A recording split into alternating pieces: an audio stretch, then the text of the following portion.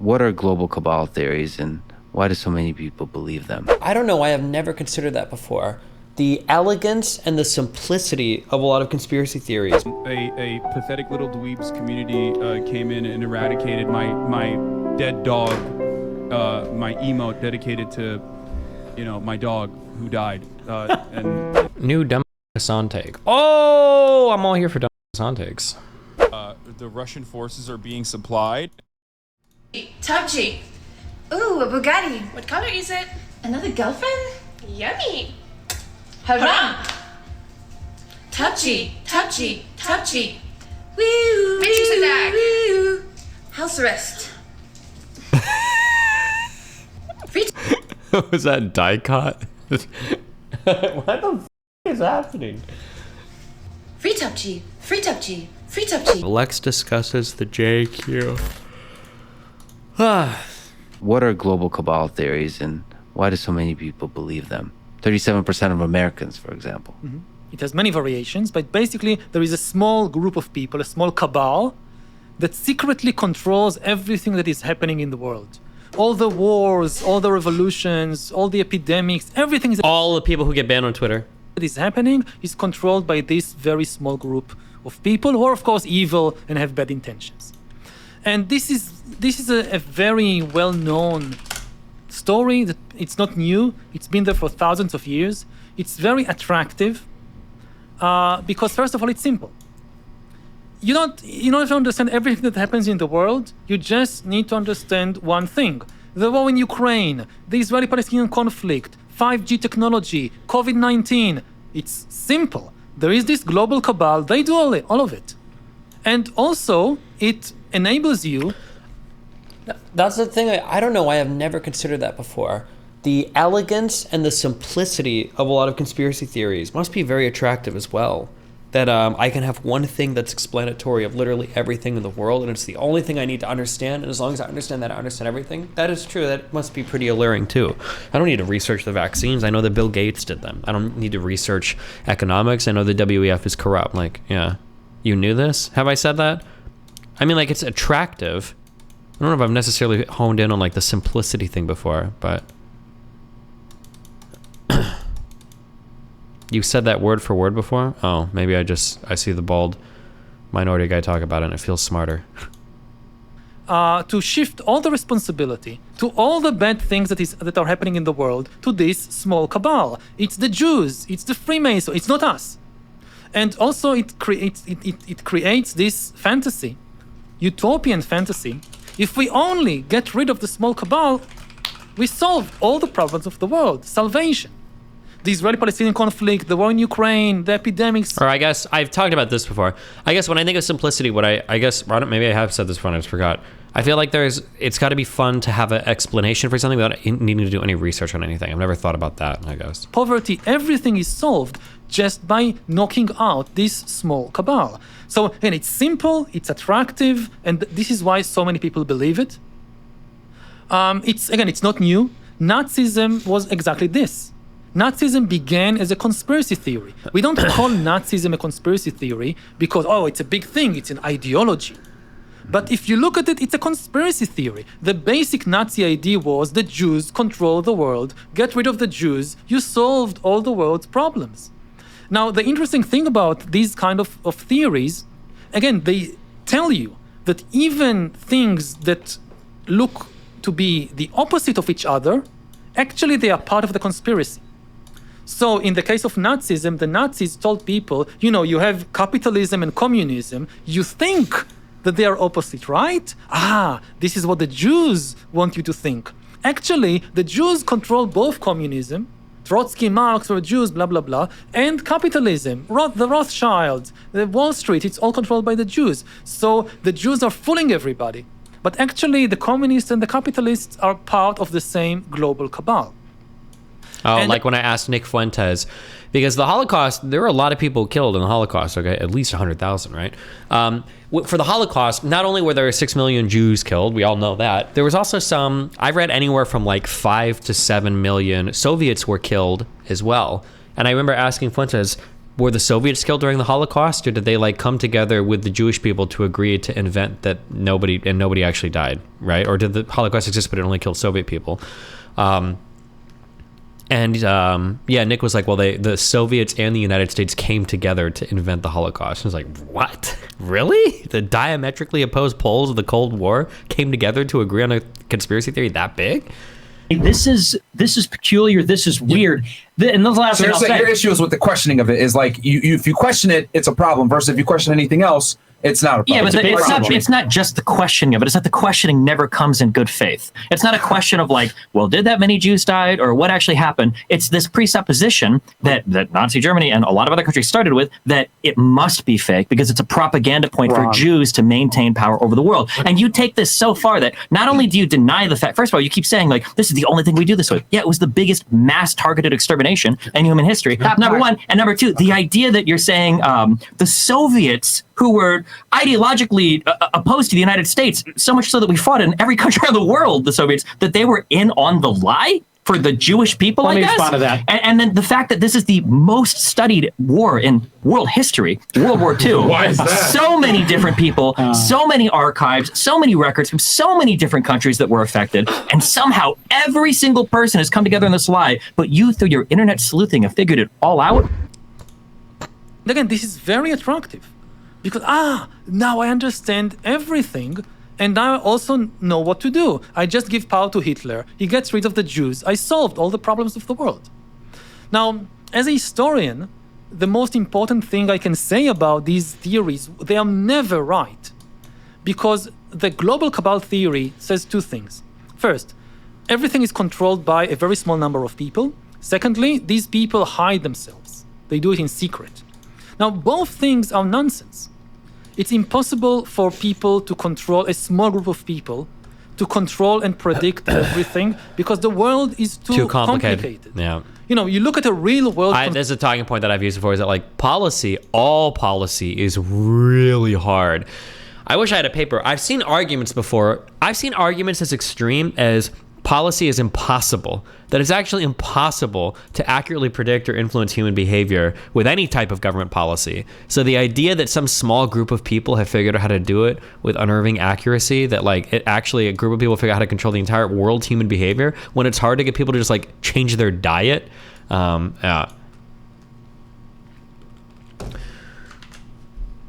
Destiny. The Holocaust refers to the genocide of the Jews. The others died during that era of the Holocaust. That's great if you say that, and that's great if some people might think that academically, but broadly speaking, I have never in my entire life heard that before. But I'm sure that maybe some people might say that, but I have never in my life heard that before, ever. Conspiracy. Conspiracy is basically just a plan. Think about the American invasion of Iraq in 2003. You had the most powerful superpower in the world, with the biggest military, with the biggest intelligence services, with the most sophisticated, the FBI and the CIA and all the agents. They invade a third-rate country, third-rate power, Iraq. With this idea, we'll take over Iraq and we'll control it, we'll make a new order in the Middle East. And everything falls apart. Their plan completely backfires. Everything they hope to achieve, they achieve the opposite. America, United States, is humiliated. They caused the rise of ISIS. They wanted to take out terrorism, they created more terrorism. Worst of all, the big winner of the war was Iran. The United States goes to war with all its power and gives Iran a victory on a silver plate. The Iranians don't need to do anything. The Americans are doing everything for them. Now, this is real history. Real history is when you have not a small group of people, a lot of people with a lot of power, competing interests, carefully planning something, and it going horribly it goes wrong, completely out of against their plan. And this we know from our personal experience. Like every time we try to plan something, a birthday party, a surprise birthday party, a trip somewhere, things go wrong. This is reality. So the idea that a small group of, the Jewish cabal, the Freemasons, whoever, they can really control and predict all the wars, this is nonsense. The second thing that is nonsense is to think they can do that and still remain secret. Yeah. It sometimes happens in history that a small group of people accumulates a lot of power. He's going to copy all the Destiny talking points. I see. Who is this guy? What's his DGG name? Yuval Noah Harari. Which chatter is he? Yeah, a small group of people can keep certain things secret for a limited amount of time. There's no way you get hundreds or thousands of people in, especially people that want to kill their own people to keep it all a secret. If I now tell you that Xi Jinping and the heads of the CCP, the Chinese Communist Party, they have a lot of power. They control the military, the media, the economy, the universities of China. This is not a conspiracy theory. This is obviously everybody knows it. Everybody knows it. Because to gain so much power, you usually need publicity. Hitler gained a lot of power in Nazi Germany because he had a lot of publicity. If Hitler remained unknown, working behind the scenes, he would not gain power. So the way to gain power is usually through publicity. So secret cabals don't gain power. And even if you gain a lot of power, nobody has the kind of power necessary to predict and control everything that happens in the world. All the time, shit happens that you did not predict, and you did not plan, and you did not control. The sad thing is there's usually an explanation for everything you just said that involves a secret global cabal. That the reason your vacation planning always goes wrong is because you're not competent. There is a competent small group, that ultra competent small group. I hear this with intelligence agencies. The CIA are running everything. Mossad is running everything. You see, I mean, as a historian, you get to know how many blunders these people do. They are so, and they're capable, but they are so incompetent in so many ways. Again, look at the Russian invasion of Ukraine. Before the war, people thought, oh, Putin was such a genius, and the Russian army was one of the strongest armies in the world. This is what Putin thought. And it completely backfired. Well, a cabal explanation there would be there's a NATO-driven United States military-industrial complex that wants to create chaos and so incompetence. They put a gun to Putin's head and told him, Vladimir, if you don't invade, we shoot you. How did they cause Putin to invade you? How did the Jews cause Nick to get no-fly listed by fighting with the airline attendant? How did the Jews cause Kanye to get kicked out of JP Morgan by him saying that he wanted to meet with the CEO, otherwise he would hate the company? Right? Like, it's true. It's the thing about conspiracy theories is there's usually a way to explain everything. It's not religion. You can always find explanation for everything. And, in the end, it's intellectual integrity. If you insist on, whenever people confront you with evidence, with finding some very, very complicated explanation for that too, you can explain everything. We know that. It's a question of intellectual integrity. And I will also say another thing. The conspiracy theories, they do get one thing right, certainly in today's world. I think they represent an authentic and justified fear of a lot of people that they are losing control of their lives. They don't understand what is happening. And this, I think, is not just a legitimate fear. This is an important fear. They are right. We are losing control of our lives. We are facing really big dangers, but not from a small cabal of fellow humans. The problem with many of these conspiracy theories, that yes, we have a problem with new AI technology. But if you now direct the fire against certain people, so instead of all humans cooperating against our real common threats, whether it's the rise of AI, whether it's global warming, you're only causing us to fight each other. And I think that the key question that people who spread these ideas, I mean, many of them, they honestly believe, it's not malicious, that they honestly believe in these theories, is do you want to spend your life spreading hate towards people?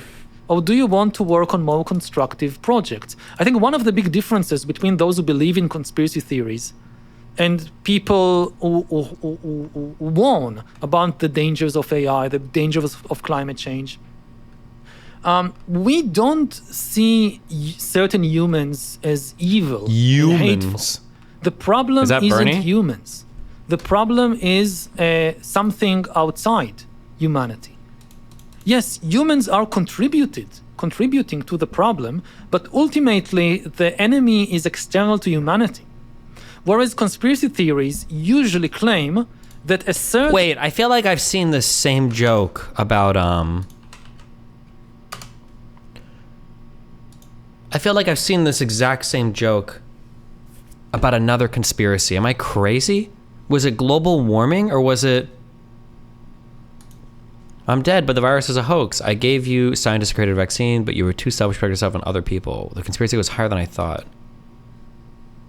I feel like there was another an earlier thing this was directed at, but I don't remember. certain part of humanity is the source of all evil, which leads them to eventually think in terms of exterminating this part of humanity, which leads sometimes to historical disasters like Nazism. So it can lead to hate, but can also lead to like cynicism and apathy that basically says it's not in my power to make the world better. So you don't actually take action. I think it is within the power of every individual to make the world a little bit better.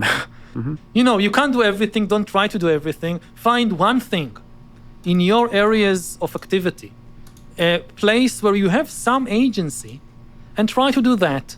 And hope that other people do their bit. And if everybody do their bit, we'll manage. And if we don't, we don't, but at least we try. You have been part of conspiracy theories. I find myself recently becoming part of conspiracy theories. Is there advice you can give of how to be a human being in this world that values truth and reason while watching yourself become part of conspiracy theories? At least from my perspective, it seems very difficult to prove to the world that you're not part of a conspiracy theory. I, as you said, have interviewed Benjamin Netanyahu recently. I don't know if you're aware, but doing such things will also, pick up a new menu of items that your new set of conspiracy theories you're now a part of. And I find it very frustrating because it makes it very difficult to respond because I sense that people have the right intentions. Like we said, they have a nervousness of a fear of power and the abuses. That last answer was unsatisfying. I mean, you can't change the world, right? He is also, he ripped off another Destiny talking point, which is succinctly summarized. I think I say, you can't change the world, but you can change your world. Like, you can change all the things in your immediate environment. You can change things around you. You can work to influence things there. But if you take the perspective that you have to, like, change the entire world, that you need to, like, go out and, like, fix everything, you're going to be miserable because you'll always fail at that. Probably part of this issue is that our things have become so much more nationalized or internationalized that when we go online, we're not looking at like social media issues related to our environment. It's the world environment. So we feel like we're more invested in that. We want to change that, you know? Of power. And as do I. So I find myself in a difficult position that I have nothing to show to prove that I'm not part of such a conspiracy theory. I think ultimately you can't. We can't. I mean, it's like proving consciousness. You can't. That's just the situation. Whatever you say can and will be used against you by some people. Yeah. So this fantasy, if I only say this, if I only show them that, if I only have this data, they will see I'm okay. Yeah. It doesn't work like that. I think to keep your sanity in this situation, first of all, it's important to understand that most of these people are not evil. They are not doing it on purpose. Many of them really believe that there is some very nefarious, powerful conspiracy which is causing a lot of harm in the world, and they are doing a good thing by exposing it and making people aware of it and trying to stop it. If you think that you're surrounded by evil, you're falling into the same rabbit hole. You're falling into the same paranoid state of mind. Oh, the world is full of these evil people. No, most of them are good people. And also, I think we can empathize with some of the key ideas there, which I share. That yes, it's becoming more and more difficult to understand what is happening in the world. There are huge dangers in the world that we are existential dangers to the human species, but they don't come from a small cabal of Jews or gay people or feminists or whatever. They come from much more diffuse forces, which are not under the control of any single individual. We don't have to look for the evil people. We need to look for human allies in order to work together against, again, the dangers of AI, the dangers of bioengineering, the dangers of climate change. And when you wake up in the morning, the question is, do you want to spend your day spreading hatred? Yep. Or do you want to spend your day trying to make allies and work together? Let me ask you kind of a big philosophical question about AI and the threat of it. Let's look like at the threat side. So folks like Eliezer Yudkowsky worry that AI might kill all of us. I don't care about AI talks. Oh my God, guys, you chill. What the fuck? Oh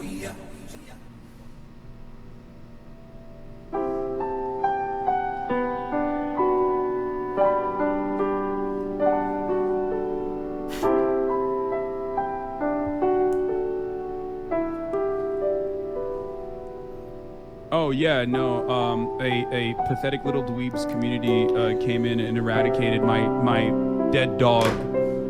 My emote dedicated to, my dog who died, and they're doing it just to get a rise out of me. Tonight or tomorrow, guys. Ding dong, the bitch is dead. Extremely my shit. They dance on her grave, unceremoniously. The queen is dead. It's a beautiful day today. You don't even have to justify it. They're literally kings and queens. They're awful. Woo! Let's go! Get queen! Oh my God, he's crying. What a f***ing bitch. It's disgusting. It is really gross to just like nuke fish like that. You did it, guys. You did it. You destroyed my dead dog. Like you owned it. You know what I mean? Oh my God, he's crying. What a f***ing bitch. Thank you for destroying my dead dog. But yeah, go ahead, man. My dog who died. New dumb Hasan take. Oh, I'm all here for dumb Hasan takes. The Russian forces are being supplied. Well, it's a bridge where like the Russian forces are being supplied, but it's also a bridge that connects Crimea to the Russian mainland. So you absolutely can consider it a war crime in the same way that when Russia blows up shit on the civilian infrastructure and claims that they're doing it Really, for, though? Military purposes. It's just like bullshit. Крымский мост. Это ведь не только военный объект, который определяет основную логистику снабжения группировки не только в Крыму, но и непосредственно на Херсонском и Запорожских направлениях. Они понимают, что необходимо разрушить Крымский мост для того, чтобы отрезать нашу группировку от надежного, стабильного, от возможности надежной и стабильной поставки техники и вооружений. Not that it matters. They literally blew up the pipelines, dude. They blew up the pipelines that were bringing in gas into Europe. Well, hold up. Okay, number one, even though I think it's fair right now to say it's most likely Ukraine blew up the Nord Stream, it is probably fair to say that right now it seems most likely. We don't know that 100%, number one. And number two, that pipeline was not active. That is not true. That pipeline was not actively supplying gas anywhere. That line was dead. Well, not dead. It was connected, but there wasn't anything flowing through that pipeline. So that is not true. Lines that were bringing in gas into fucking Europe, and it went nowhere. I felt like I was eating every crazy pill on the goddamn planet when I was talking about it, and everyone was like, Hasan, you don't have enough information for this. There's still not enough information. You don't know that. Why does it matter? It was going to, right? I'd have to go and check, but my understanding was that pipeline was already pretty controversial and people weren't 100% sure if gas was going to be flowing through it or not. I don't know. But I'm not sure. I'd need to go back and read what was going on. It's kind of like when people say that, like the key, like who killed the Keystone pipeline? Like people were blaming or saying that like either Trump shut it down or something, but like that pipeline was dead for years because of all the protests and everything. Like, nobody went. Yeah. It's like, what are you talking about? You have to look to like who stands to benefit in situations like this, right? So, ultimately.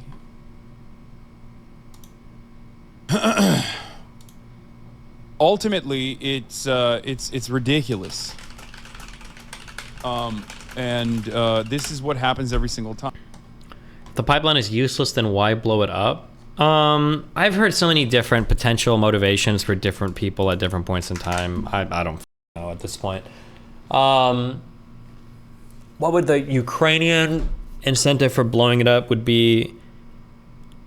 So that Europe had less incentive to do business with Russia for gas, or to blame Russia so that it seemed like they wouldn't want to work with them. I've heard different motivations spun for the United States, Russia, and Ukraine to all have blown up that pipeline. Yeah. It's odd seeing Twitter socials saying, "I told you so," when they thought it was the CIA who blew up the pipeline. True. Here's Russia using the bridge to transport military vehicles. There's a video of the gas bubbling up from the pipeline. Of course it was active. Pipeline 1 was active and got blown up. Pipeline 2 was being built and not activated. Wait, my understanding was that it was not active. It was already filled. They filled the line with gas because I don't think it can be empty, but I don't think it was active. No, I don't believe so.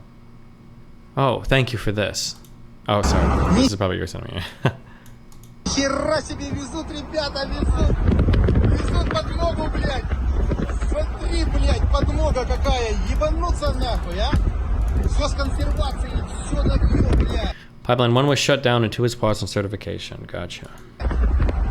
И она бесконечная. Слушай, сколько тут их, а? Слава русскому оружию, блядь. Дима, снимай нахуй. Ёкарный бабай, вот это красавцы, а? Видно, что не новое, блядь, с расконсервацией, но, блин. Да уж, красиво, блин. Нихера себе везут, ребята. Maybe that's just the vehicles they like to drive, okay? Do we know if these are actually military vehicles? Remember when Russia was burning gas over winter next to EU countries? You were right, they had gas in the pipes, but it wasn't being sold. That's actually what your mom said. Get it? All right, let's go. I am focused. Okay. Okay, let's do, hold on. We're going to do this. Wait. Okay, 60 seconds of meditation. Okay. Okay, countdown. Wait. Let's just do some Sigma affirmations, okay? This is how we meditate. This is Alex from Mindful. Okay. Countdown. 2 minutes of Sigma affirmations, okay? And then we're going to be ready to read this article, okay? Okay, everybody, close your eyes, okay? Okay. Waves Studio. Sigma males have a unique set of skills and qualities that set them apart within the social hierarchy. In many ways, they are the most interesting and attractive types of men. Mysterious, introverted, intelligent, and charismatic in unpredictable ways. Follow along with my Sigma male affirmations to absorb these strengths, understand your Sigma self, and win as your own unique person. Let's begin. I am a lone wolf.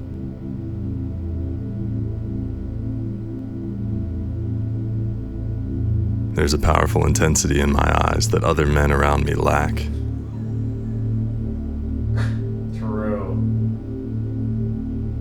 I decide the rules of my inner and outer kingdom.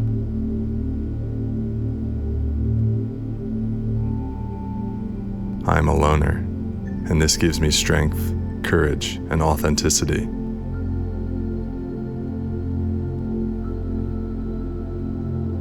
I am a lone, dangerous lion. I can walk across a savanna full of packs of hyenas without a moment of doubt or hesitation. Absolutely true.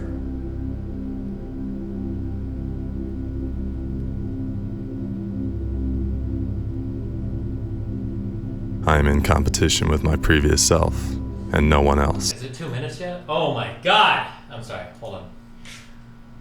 All right. 40 seconds on the clock. Okay. We almost made it. Okay. Hold on. We're almost there. Okay. Sorry. 2 minutes. We should start with 1 minute. Okay.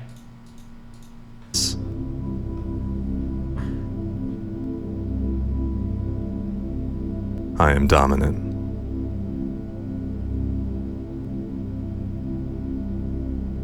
My life philosophy is airtight, and I'm impervious to negativity.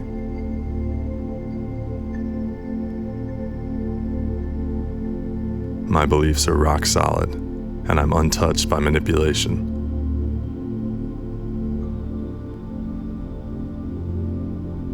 My advanced intelligence can be used like an octopus to suffocate and pull apart my enemy's arguments. What a great thing to end on. Okay, wait.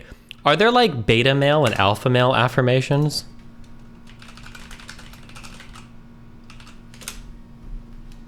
Is it the same guy? Want to into your most alpha state, start. Are there beta male affirmations?